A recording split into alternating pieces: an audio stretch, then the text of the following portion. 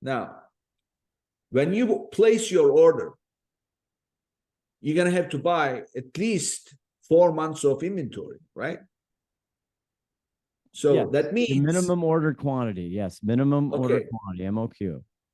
So if you're gonna have, so at the beginning of the month, by the end of which you're gonna put $10 in your pocket, you have to have 5 months worth of inventory, right? That means $50 gone. Yes. This is how I plan projection. Take a look at your net dollar profit you're gonna generate, and then multiply it by 1, divide by that net margin, in our case, 5 times. Right. Go back 5 times, plug that in your cash flow as outflow. Already you are negative because there's no money coming in yet. No, 5 right. months. Yes. So that, yes, go ahead. So, and then you plug in everything else. Okay. Now month, if today is month 0, it's -5, month -5 is whatever that, in our case, $50. Month -5, -4, still $50. No money coming in yet. And then month 0 end, that 50 becomes -40, then -30, -20, and then guess what? You now finish the first 5 months, and by the time you come to like month 2, you have another 5 months worth ordering, and then money going out.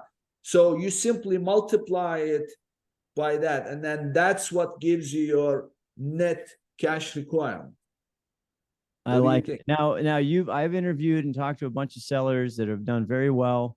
And I love asking this question. I know I've heard you talk about this before with a lot of your guests. When they start out, how many months did it take them before they stopped losing money? Some of them don't have any idea. And you know what happens? This is what I say, that the worst thing that can happen to you is you get overwhelmed by your growth and you go bankrupt, because cash is king. If you are growing and you keep buying and you keep growing, you keep buying, that means that you are extending that 5 multiple we worked out to 6, 7, 8, 9. That means that you don't see positive cash flow for 12 months. By the way, for anybody who is looking to go into international marketplaces like Amazon Europe or anything else, it's 14 to 15 months before you see a penny, because you have to pay upfront, VAT and things like that. So this is where people run out of money and say, I can't do this anymore.